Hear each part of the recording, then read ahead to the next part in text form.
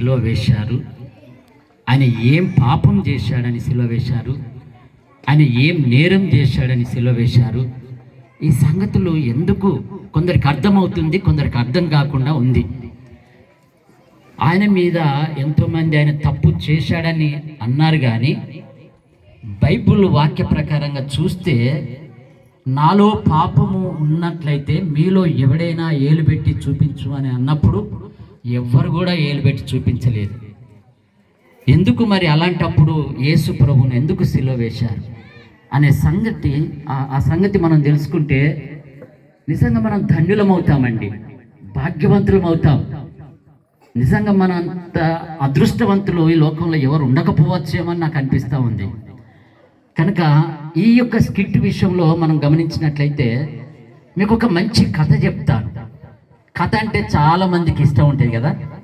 కథ ఎంతమందికి ఇష్టం అండి? కథ అంటే చేతులు ఎత్తండి. కథ అన్న వాళ్ళు కథ వినడానికి ఎంతమంది ఇష్టపడతారు? కథలు ఎందుకు చెప్తారంటే ఒక నిజమైన స్టోరీ, నిజమైన సంఘటన మనకు అర్థం కావాలంటే ఒక కథ అవసరం. మనకు చిన్నపిల్లలకు కథలు చెప్పుకుంటూ, నానమ్మ అమ్మమ్మలు చిన్నపిల్లలకు గోరు ముద్దలు తినిపించుకుంటూ, చందమామను చూపించుకుంటూ, వారి యొక్క ఆలోచన, వారి యొక్క తలంపులు ఏవైతే ఉంటాయో బిడ్డల పట్ల అవన్నీ నెరవేర్చుకుంటూ, ఆ బిడ్డ అన్నం తినాలని ఏదో కొన్ని కథలు చెప్పుకుంటూ, చందమామను చూపెట్టుకుంటూ, పాటలు పాడుతూ, తినబెడుతూ పిల్లలను చక్కగా పెంచుతూ ఉంటారు. వాళ్ళు శ్రద్ధగా వినుకుంటూ ఆహారం తింటూ ఉంటారు. అలాగే ఈరోజు ఈ సంఘటన విషయంలో వచ్చిన కథ మీ కొరకు చెప్తాను. అదేంటిదంటే, ఒక ఊరు ఉందండి, ఒక గ్రామం ఉంది, ఒక పల్లెటూరు ఉంది. ఆ పల్లెటూరులో పూర్వకాలంలో చాలా ఇళ్ళు ఎలా ఉండేటివంటే గడ్డి గుడిసెలతో ఉండేవి, తాటాకులతో ఇల్లు కప్పుకునే వాళ్ళు, పూరి గుడిసెలలో ఉండేటువంటి వారు. పల్లెటూరులో అలాగే ఉంటాయి. సిటీలను అయితే మనం ఈరోజు స్లాబ్లు వేసుకుంటాం, మంచిగా రేకులతో ఇల్లు కట్టుకుంటూ ఉంటాం, మంచి స్లాబ్లు వేసుకుంటూ ఉంటాం. కానీ పల్లెటూర్లలో పూర్వకాలంలో మరి గడ్డితో ఇల్లు గడ్డితోటి ఇల్లు కట్టుకునే వాళ్ళు, కప్పులు వేసుకునే వాళ్ళు. అయితే ఒక రోజు ఏం జరిగిందంటే సంఘటన, ఒక రోజు ఎండాకాలము, అది ఆ కాలం ఎండాకాలంలో మరి ఎవరో ఒకరు బీడీలు తాగడం ద్వారానో, చుట్టలు తాగడం ద్వారానో, లేకపోతే కొన్నిసార్లు మరి అనుకోకుండా ఒక ఇంటికి నిప్పు అంటుకున్నది. బీడీలు సిగరెట్లు తాగి అటు పడేయడం ద్వారా, చుట్టాలు తాగి అటు పడేయడం ద్వారా ఒక ఇంటికి ఆ నిప్పు అంటుకున్నదండి.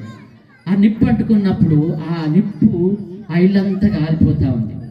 ఆ ఇల్లంతా కాలిపోతూ ఉంటే ఒక తల్లికి ఒక బిడ్డ ఉంది, ఆ కుమారుడు ఉన్నాడు.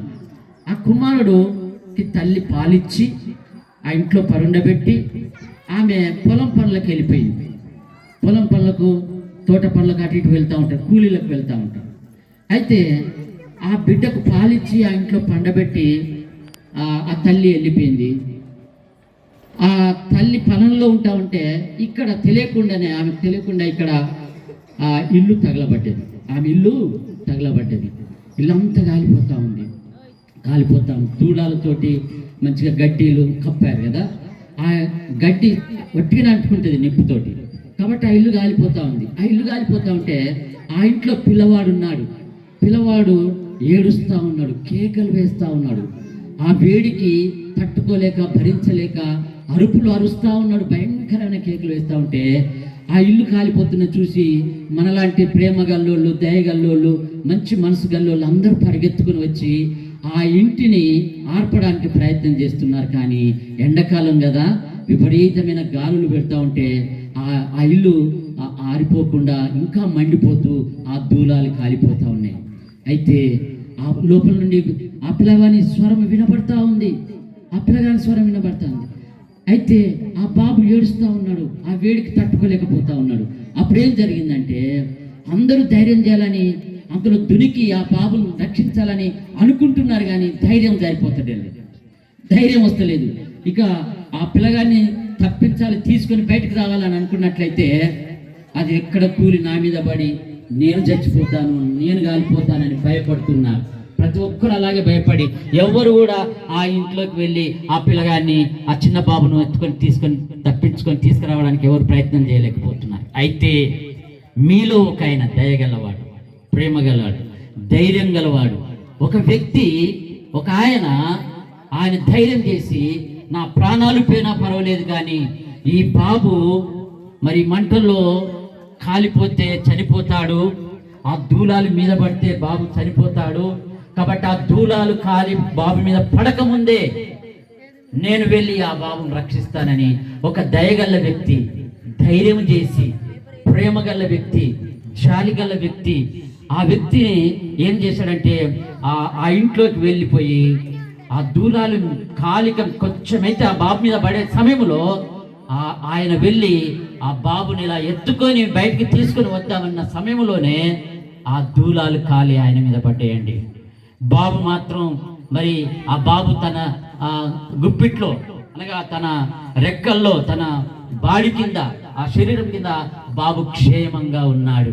దేవునికి స్తోత్రం, హల్లెలూయా. ఎంత అద్భుతమైనటువంటి కథ అండి ఇది, ఎంత అద్భుతమైన కథ. ఒకసారి గమనించండి. ఆ వ్యక్తి ఆ బాబును తీసుకొని వచ్చి బయటికి తీసుకొని వచ్చాడు. అయితే వీపు మీద మాత్రం కాలిన దూలాలు, గడ్డి, నిప్పులు, రవ్వలన్నీ కూడా ఆయన వీపు మీద పడ్డాయి. అవన్నీ అటు ఇటు తుడుచుకొని వచ్చేసి ఆ బాబుని తీసుకొని వచ్చి ఆ తల్లికి అప్పగించాడు. తల్లికి అప్పగించగానే అప్పుడు ప్రజలు ఏం చేస్తారండి? ప్రజలు ఏం చేస్తారు? కోపం చేస్తారా? సంతోషపడతారా? చాలా సంతోషపడ్డారు. చాలా సంతోషపడి ఆ బాబును తీసుకొని రక్షించినందుకు ఆయన శరీరం కాలిపోయినప్పటికి కూడా వాళ్ళందరూ ఏం చేశారంటే, ఎంత ధైర్యం గలవాడు, ఎంత దయగలవాడు, ఎంత ప్రేమ గలవాడు, ఎంత మంచివాడు అని అందరూ కలిసి చప్పట్లు కొడుతూ ఆయనను ఘనపరిచారండి. దేవునికి స్తోత్రం, హల్లెలూయా. అందరూ వచ్చేసారు. ఆయనను అందరూ సంతోషపడి ఆయనకు అందరూ, నువ్వు ఇంత మంచోడి, మా ఊర్లో మీరు ఉండడం మాకు ఎంత మంచి కార్యం జరిగింది, బాబుని మీరు అద్భుతంగా రక్షించారు. బాబు మరి నువ్వు రక్షించకపోతే బాబు మీద దూలాలు మీద పడి ఆ బాబు చనిపోయేవాడు, కాలిపోయేవాడు. ఆ తల్లి రోధించేది, ఎంతో ఏడుస్తూ ఉండేది. ఓ బాబును మీరు కాపాడి తల్లికి అప్పగించారు, మీరు చాలా మంచివారు, చాలా మంచివారు అని అందరూ చప్పట్లు కొడుతూ ఆయన గురించి గొప్పగా మాట్లాడుతూ, కొంతమంది అయితే పూలు తీసుకుని వచ్చి దండలు వేస్తూ ఆయనకు దండాలు పెడుతూ ఆయనను పూజిస్తూ వచ్చారు. దేవునికి స్తోత్రం, హల్లెలూయా. మరి నిజంగా ఎంత గొప్ప కార్యం జరిగిందండి. ఒక్క వ్యక్తి ధైర్యం చేయడం ద్వారా ఆ బాబు రక్షించబడ్డాడు. అయితే ఒక సంగతి మనం ఇక్కడ గమనించాలి. ఆ బాబు మంటల్లో ఉన్న సంగతి ఆయనకు తెలియదు. పసిపిల్లవాడు, తల్లి పాలు తాగేటువంటి చిన్న పిల్లవాడు, పసిగుడ్డు. మరి నేను మంటల్లో ఉన్నాను, ఇల్లు కాలిపోతుంది, దూలాలు నా మీద పడితే నేను పరిగెత్తి బయటకు వెళ్ళిపోతానన్న ఆలోచన లేనటువంటి వ్యక్తి, చిన్న బాబు. ఆ బాబు బయటికి వెళ్ళలేని పరిస్థితి, కానీ ఆ ఆలోచన లేదు ఆయనకు. కానీ ఎక్కడున్నాడు ఆయన? మంటల్లో ఉన్నాడు. ఎక్కడున్నాడండి? మంటల్లో ఉన్నాడు. దేవుని బిడ్డలారా, దేవుని ప్రజలారా, ఈరోజు మనం అలాగే ఈ సత్యం ద్వారా మనం ఏం తెలుసుకుంటున్నామంటే, ఆ బాబు మంటల్లో ఉన్నాడన్న సంగతి బాబుకు తెలియదు. అలాగే మనం ఈ లోకంలోనికి వచ్చాము. ఈ లోకంలోనికి మనం వచ్చి మనము తెలిసి తెలియక చేస్తున్నటువంటి తప్పులు, పాపాలు, దోషాలు మనకు తెలియక ఎన్నో చేస్తుంటున్నాం. అయితే పాపమునకు వచ్చు జీతము మరణం అన్నది. మనం తెలిసి తెలియక చేస్తున్నటువంటి తప్పులు, పాపాలు మరి ఎన్నో ఉన్నవి. అయితే ఆ తప్పులను మరి ఆ తప్పులకు శిక్ష ఉంది. పాపమునకు వచ్చు జీతము మరణం అని దేవుని యొక్క వాక్యం సెలవిస్తూ ఉంది. ఆ పాపమునకు వచ్చు జీతం మరణం. ఆ మరణం ఏంటిదంటే అగ్నిగుండము. అగ్ని ఆరదు, పురుగు చావదు. ఆ ఊరు వాళ్ళందరూ వచ్చారు, ఆ గుడిసెను తడపాలని, ఆ మంటలు ఆర్పాలని ప్రయత్నం చేశారు. కానీ ఎండాకాలం సమయంలో ఎన్ని నీళ్లు దొరకలేక, ఎన్ని నీళ్లు పోసినా, అక్కడిక్కడ వెతికి ఎంత ప్రయత్నం చేసినా మరి ఆ మంటలు ఆరిపోలేదు. ఆ పిల్లగాడు మంటలో కాలిపోయే పరిస్థితి ఉండే. అయితే ఆ వ్యక్తి ఎవరో కాదు, ఆ వ్యక్తి యేసు ప్రభు లాగానే. ఆ వ్యక్తి మన కొరకు ఈ లోకానికి వచ్చి, ఆ వ్యక్తి లాగానే యేసు ప్రభు మన కొరకు వచ్చి, మన పాపాల కొరకు, మనం చేసినటువంటి దోష పాపాల కొరకు యేసు ప్రభు చేతుల్లో మేకులు కొట్టబడ్డాయి. ఈ చేతులతో మనం మరి అనేక తప్పులు చేసి ఉండవచ్చు. ఒకరిని కొట్టడం, తిట్టడం, బాధ పెట్టడం, హింసించడం, ఈ చేతులతో హింసించాం. అయితే ఈ చేతులకు మనకు రావాల్సిన శిక్ష, మనకు రావాల్సిన శిక్ష ఆయన చేతుల్లో మేకులు కొట్టబడి సిలువ వేశాడు కదండి. చూశారు కదా, సిలువ వేశారు అందరు కలిసి. ఈ చేతిలో చేసిన పాపాలకు మనకు రావాల్సిన శిక్ష ఆయన వేసుకున్నాడు, ఆయన మీద మోపుకున్నాడు మన పాపాలన్నీ. ఈ కాళ్ళతో పరిగెత్తి పాపం చేశాం మనం తెలియక. అయితే ఈ కాళ్ళకు మనకు రావాల్సిన శిక్ష అంతా కూడా ఆయన కాళ్ళల్లో మేకులు కొట్టబడ్డాయి. ఈ తలకు ముళ్ళ కిరీటం పెట్టారు యేసు ప్రభుకు.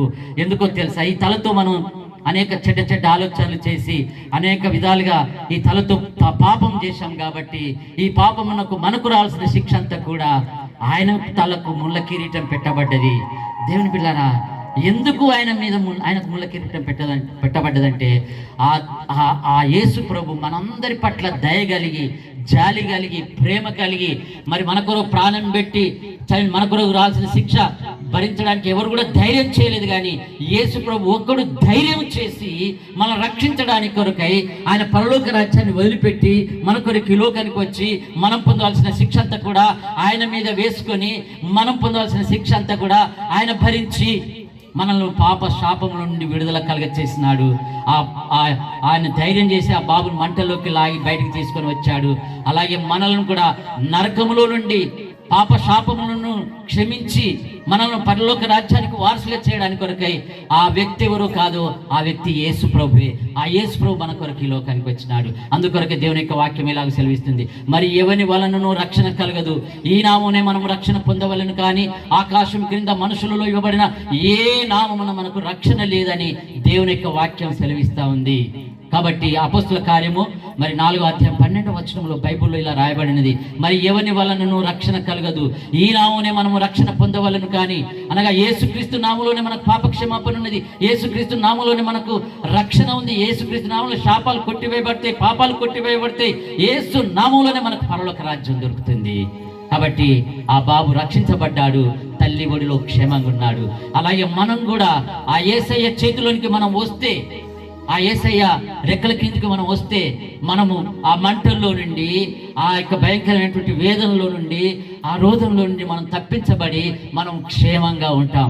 మన ఆత్మ క్షేమంగా ఉంటుంది, మనము క్షేమంగా ఉంటాం. ఎందుకంటే నిలవరమైన పట్టణం మనకి ఇక్కడ లేదు. ఈరోజు ఇంట్లో రేపు మంటలే, ఏ టైంకి ఎప్పుడు ఏమైపోతుందో మనకు తెలియదు. అక్కడక్కడ భూకంపాలు వస్తున్నాయి, అక్కడక్కడ యుద్ధాలు జరుగుతూ ఉన్నాయి, అక్కడక్కడ యాక్సిడెంట్లు అవుతా ఉన్నాయి. భయంకరమైనటువంటి ప్రమాదాలు మనం చూస్తున్నాం. అనేకులు ప్రాణాలు పొడగొట్టుకుంటున్నారు. అయితే మనం చనిపోతే ఎక్కడికి వెళ్తాం? ఏమైపోతుంది మన ఆత్మ? ఈ సంగతులు మనకు తెలియకుండా పోతుంది. అయితే మనం అనుకుంటాం గాలిలో గాలి కలిసిపోతుంది, మట్టిలో మట్టి కలిసిపోతుంది, మన ఆత్మ గాలిలో కలిసిపోతుంది, మన శరీరం మట్టిలో కలిసిపోతుంది మనం అనుకుంటున్నాం. కానీ కాదండి, బైబిల్ చెప్తా ఉంది శరీరం మట్టిలో కలిసిపోతుంది వాస్తవమే, కానీ ఆత్మ మాత్రం గాలిలో కలవదు. మన పాపాలకు వచ్చే శిక్ష నరకం ఉన్నది. ఆ నరకాన్ని తప్పించడానికి యేసుప్రభు వచ్చాడు. యేసుప్రభు నమ్ముకుంటే నరకం తప్పుతుంది, మనం పరలోక రాజ్యం చేరుతాం, మన ఆత్మ పరలోక రాజ్యం చేరుతుంది, దేవుని సన్నిధికి చేరుతుంది. కాబట్టి యేసునందు విశ్వాసం ఉంచిన వారు ధన్యులు.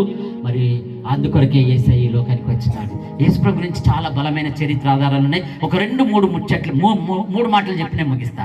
ఒక 3 ముచ్చట్లు. యేసుప్రభు ఎక్కడ జన్మించినాడంటే దయచేసి క్షమించండి, ఒక 3 మాటలు చెప్పి నేను ముగిస్తాను. ఎందుకంటే ఇది తెలియకపోతే మళ్ళీ మనం మంచి విషయాలు పొడగొట్టుకుంటాం. యేసుప్రభు ఎక్కడ జన్మించాడంటే బెత్లెహేము అనే గ్రామంలో జన్మించాడు. ఎందుకయ్యా యేసుప్రభు బెత్లెహేము అనే గ్రామంలో, యెరూషలేము పట్టణంలో, ఇజ్రాయెల్ దేశంలో యెరూషలేము పట్టణంలో బెత్లెహేము అనే గ్రామంలో యేసుప్రభు జన్మించాడు? ఎందుకయ్యా యేసుప్రభు బెత్లెహేము అనే గ్రామంలో జన్మించాడు? ఇక వేరే దేశం లేదా, వేరే రాష్ట్రం లేదా, వేరే ఊరు లేదా? అక్కడ ఎందుకు జన్మించలేదు? బెత్లెహేములోనే ఎందుకు జన్మించినాడని ఆలోచన చేశారు. శాస్త్రవేత్తలు పరిశీలన చేశారు, కొలతలు వేశారంట. కొలతలు వేస్తే ఎటు చూసినా 4 దిక్కుల నుండి కొలతలు వేస్తే బెత్లెహేము అనే గ్రామం ప్రపంచానికి నడిబొడ్డున ఉన్నదని తెలియంది. హల్లెలూయా! గట్టిగా చప్పట్లు కొట్టి దేవుని మహిమపరుస్తామండి, గట్టిగా చప్పట్లు దేవుని మహిమపరుస్తాం. యేసు ప్రభు బెత్లెహేము అనే గ్రామంలో జన్మించినాడు. రెండవది, యేసు ప్రభు పుట్టిన తర్వాత, యేసు ప్రభు జన్మించిన ఆ దినాల్లో, యేసు ప్రభు జన్మించే దినాల్లో ప్రజాసంఖ్య రాయబడ్డది. మొదటి ప్రజాసంఖ్య రాయబడ్డదని బైబిల్లో చెప్తా ఉంది. అప్పటి నుండి ఇప్పటి వరకు ఆ ప్రజాసంఖ్య ఏంటిదో కాదు, జనాభా లెక్కలే. అప్పుడు యేసు ప్రభు పుడితే అప్పటి నుండి ఇప్పటి వరకు జనాభా లెక్కలు, ఇప్పటి వరకు లెక్కలు వస్తూ ఉన్నవి. ఇది అంతరించిపోయే లెక్కలు కాదు. మన లెక్కలు మనలను లెక్కలోకి తీసుకుంటారు. మన పిల్లలను, పుట్టబోయే పిల్లలను, రాబోయే తరాలన్నిట్లలో గతకాలం అంతా కూడా జనాభా లెక్కలోకి తీసుకుంటారు. అది యేసు ప్రభువు పుట్టినప్పటి నుండి ప్రారంభమైంది. ఇది చరిత్రకు అంతటి సెంటర్. చివరి ఇంకొక మాట చెప్పి నేను ముగిస్తాను. మరి క్రీస్తు శకము క్రీస్తు పూర్వం యేసు ప్రభు చరిత్ర అంతటికి సెంటర్ పాయింట్ అయ్యాడు. మనందరి డేట్ ఆఫ్ బర్త్ క్రీస్తు శకం క్రీస్తు పూర్వం మీదనే ఆధారపడినది. మనం ఏ కులానికి చెందిన, ఏ మతానికి చెందిన, ఏ జాతికి చెందిన, ఏ తెగకు చెందిన, తెల్లోళ్ళైనా, నల్లోళ్ళైనా, పేదవాడైనా, ధనికుడైనా, మరి అమెరికుడైనా, మరి భారతీయులైనా, మరి జపాన్ వాళ్ళైనా, మరి పాకిస్తాన్ వాళ్ళ ఎవరైనప్పటికీ కూడా మనందరి డేట్ ఆఫ్ బర్త్ యేసు ప్రభు మీదనే ఆధారపడి, క్రీస్తు శకం మీద ఆధారపడినది. అందుకే ఈరోజు బర్త్డేలు చేసుకుంటున్నాం. కాబట్టి దేవుని బిడ్డలారా, ఈ సత్యాన్ని మనం తెలుసుకుందాం. మనం యేసు ప్రభుని తెలుసుకోకపోయినా యేసు ప్రభుకు మనం అతకబడి ఉన్నాం. యేసు ప్రభు మనకు అతకబడి ఉన్నాడు. దీని ఎవరు కూడా కొట్టివేయడానికి కానీ తీసివేయడానికి ఎవరి తరం కూడా అయితలేదు, ఎవరి తరం కూడా కాదు.